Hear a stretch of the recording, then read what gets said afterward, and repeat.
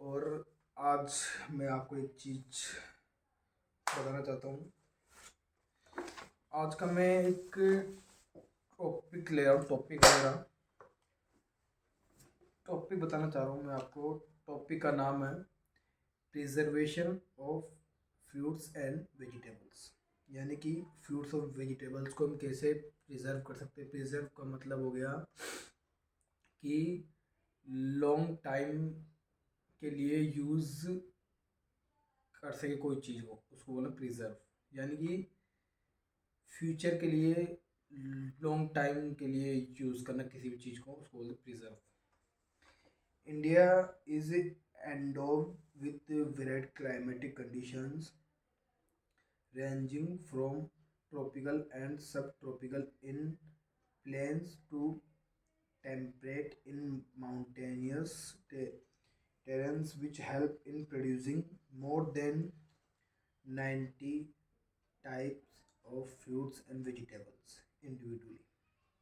Further, owing to generous effort made by Government of India and Gallup development made in science and technology of horticulture, यानी कि horticulture में government of India भी बहुत support कर रही है। भारत सरकार ने भी बहुत से स्कीमें भी चलाई है हॉर्टिकल्चर में, और बहुत सा काम किया, मतलब कि जिससे फार्मर्स को हेल्प मिले, ना कि वो उनको लॉस हो।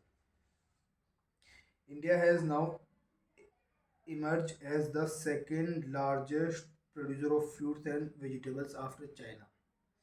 जो भारत है वो सेकंड लार्जेस्ट प्रोड्यूसर है फ्रूट्स और वेजिटेबल्स के अंदर, चाइना के बाद में। As per statistics of the year 1920, 6.6 million hectare 6.6 million hectare and 10 million hectare area were under occupancy of fruits and vegetables cultivation respectively. The total production during the year 1920 was of the order of 99.06 million metric ton fruits and 191 million ton vegetables. India's share in global trade of horticulture produce is 0.6 only। जो भारत का global trade के अंदर जो हिस्सा है वो कितना है, सिर्फ 0.6%। ये बहुत कम है as compare to other countries. अब उसको बढ़ाने के लिए हमें कई न्यू टेक्निक्स का इस्तेमाल करने पड़ेगा और फार्मर्स को भी अवेयर करना पड़ेगा उन टेक्निक्स के बारे में, और जो भी न्यू स्कीम्स गवर्नमेंट के द्वारा चल रही है उनके बारे में बताना पड़ेगा, जिससे कि जो प्रोडक्शन है हमारा वो ज़्यादा हो और ज़्यादा से ज़्यादा फार्मर्स को इसका बेनिफिट मिल सके। Out of many reasons assign to the situation, poor post-harvest handling is strong one of them. In India, 2.2% of total production of fruits and vegetables are processed। Bharat के अंदर सिर्फ 2.2% जो हमारा टोटल प्रोडक्शन होता है उसका सिर्फ 2.2% फ्रूट्स और वेजिटेबल्स ही प्रोसेस हो पाते हैं, और जो बाकी के जितने भी है वो सब वेस्टेज होते हैं। The figures in 65% in US, 70% in Brazil. The figures is 65% in US के अंदर 65% फ्रूट्स और वेजिटेबल्स है वो प्रोसेस होते हैं। 70% ब्राज़ील के अंदर प्रोसेस होते हैं। फिलीपींस के अंदर 78% होते हैं। साउथ अफ्रीका के अंदर 80% होते हैं। और मलेशिया के अंदर 83% फ्रूट्स और वेजिटेबल्स प्रोसेस होते हैं। ये तो बहुत कम मामला है। इसको, ये जो परसेंटेज है, इसको हमें बढ़ाना ही पड़ेगा, क्योंकि अगर जब तक हम किसी भी चीज़ को प्रिजर्व नहीं करेंगे, आगे के लिए नहीं करेंगे, तो वो या तो वेस्टेज होगी या वो सड़ेगी। अब सड़ने से और वेस्टेज होने से बढ़िया तो ये है कि हम उसका प्रोसेस करें। प्रोसेस के लिए हमें मशीन्स की ज़रूरत है, मिल की, और सेटअप की ज़रूरत है। सेटअप करना पड़ेगा। सेटअप के लिए भारत सरकार ने और राज्य सरकार ने कई स्कीमें चला रखी है, उनका हमें इस्तेमाल करना पड़ेगा।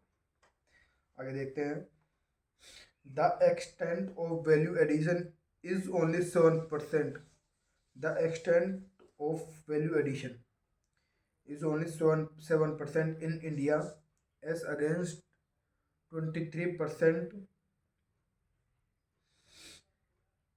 in China and 88% in UK. The extent of value addition due to inadequate post-harvest handling, 20 to 30% of horticultural produce is lost annually. 20 से 30% जो हॉर्टिकल्चर प्रोड्यूस होता है, जो सामान होता है, वो वेस्टेज हो जाता है, क्योंकि पोस्ट हार्वेस्ट की अवेलेबिलिटी नहीं है। अब वो क्यों नहीं है, उसमें कौन कौन से कॉन्सिक्वेंसेस है, वो सब हमें देखना पड़ेगा, उन सब के ऊपर काम करना पड़ेगा, जब जाके हम कुछ चेंज ला सकते हैं। नहीं तो जो है वैसा है वही रहेगा, उसमें कोई चेंज नहीं होगा। ये such losses in terms of monetary value goes to about rupees 27,700 crore per annum. Such losses in terms of monetary value, और उनकी वैल्यू है 27,700 करोड़ एक साल के, इतना लॉस है। This loss of great magnum not only robs of labor and resources but also regulates a total profit of the farmers. Managing post harvest losses is very much important. Preservation of the produce is one of the ways to control post harvest losses, very often encountered. जैसा मैंने बताया था, preservation of the produce is one of the way to control post harvest loss. ये बात। अब उसके बाद में हम देखते हैं प्रिंसिपल्स ऑफ प्रिजर्वेशन।